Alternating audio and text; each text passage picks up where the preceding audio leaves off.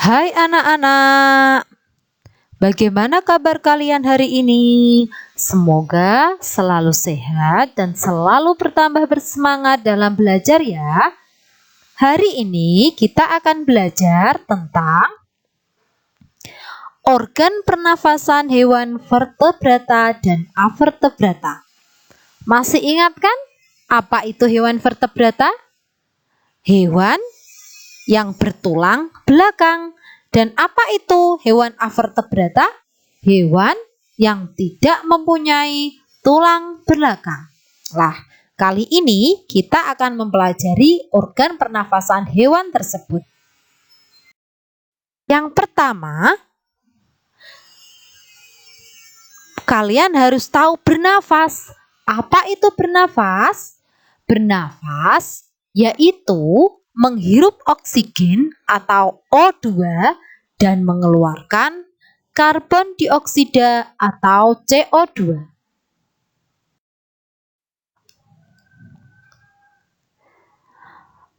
Organ pernafasan hewan avertebrata. Cacing atau vermes. Cacing bernafas dengan permukaan kulit. Untuk itu, kulit cacing harus selalu lembab agar dapat bernafas. Pernahkah kalian melihat cacing apabila dia diberi garam? Cacing jika diberi garam, maka lama-kelamaan dia akan mati karena kulit cacing akan mengering, terkena larutan garam, dan dia tidak akan bernafas. Begitu juga ketika kalian menyiram air garam pada tanah yang gembur dan tanah itu di dalamnya ada cacing, maka cacing pun akan keluar dari tanah itu mencari tempat yang lebih lembab lagi. Karena apa? Karena tubuh cacing yang terkena oleh garam atau larutan garam itu tidak dapat bernafas, sehingga dia mencari tempat yang lembab untuk dapat bernafas.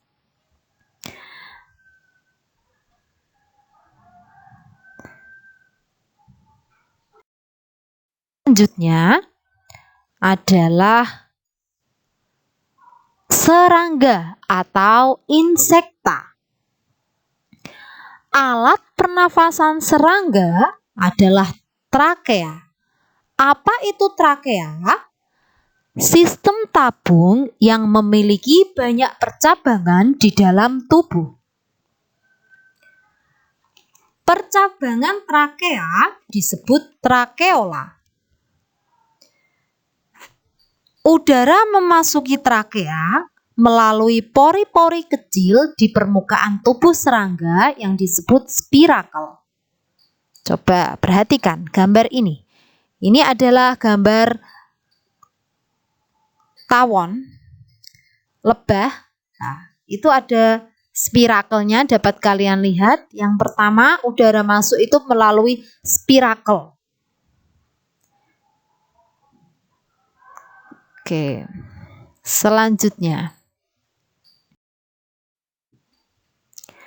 Organ pernafasan hewan vertebrata. Pertama, ikan atau Pisces.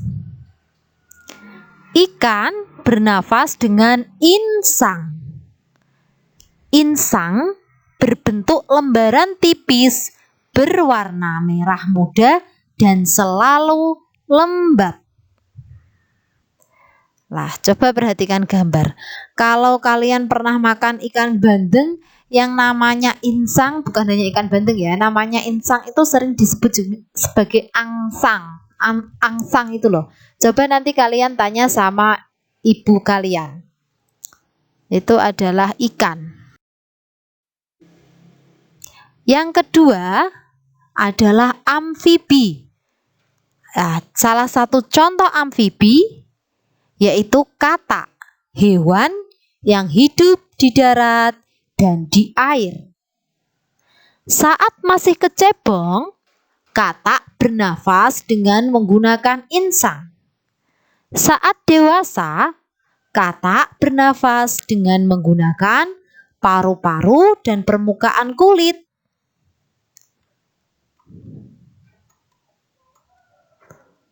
Coba perhatikan gambar ini. Yang warna hijau itu adalah katak ketika masih kecebong. Dia bernafas dengan insang. Dan ketika dia dewasa, maka katak bernafas dengan paru-paru dan permukaan kulit. Selanjutnya, yang ketiga adalah reptil. Reptil adalah hewan yang melata. Reptil bernafas dengan paru-paru. Contoh reptil adalah ular, kadal, dan cicak, buaya, dan juga biawak. Nah, coba perhatikan gambar. Itu adalah paru-paru pada reptil. Ini contohnya adalah ular. Yang keempat, burung atau aves.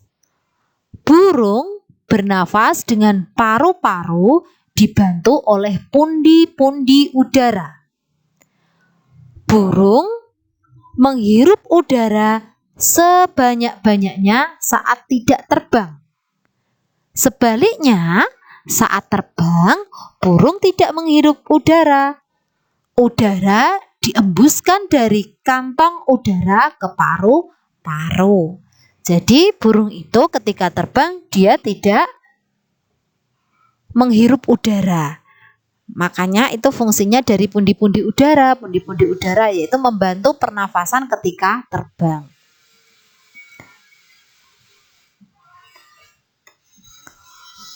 Nah, coba perhatikan gambar. Nah, yang kelima adalah mamalia. Apa itu mamalia? Mamalia adalah jenis hewan yang menyusui anaknya. Contohnya, dia mempunyai daun telinga ya, hewan yang mempunyai daun telinga. Ada dua jenis mamalia, yaitu mamalia darat dan mamalia air. Mamalia darat misalnya kambing, sapi, kerbau, dan kuda. Mamalia air misalnya paus, duyung, dan lumba-lumba. Alat pernafasan mamalia adalah paru-paru. Lah sebenarnya alat pernafasannya itu tidak hanya paru-paru, tetapi ada 3 yang kita singkat dengan nama hiteru. Dari hidung, tenggorokan, paru-paru. Perhatikan gambar. Nah, ini adalah gambar dari mamalia. Hewannya adalah kuda. Dari hidung, tenggorokan itu atau trakea, kemudian melalui paru-paru. Lah di dalam paru-paru nanti ada lagi bronkus, bronkeolus, kemudian alveolus. Lah demikian pembelajaran tentang organ pernafasan hewan vertebrata dan avertebrata. Sampai jumpa di video pembelajaran selanjutnya.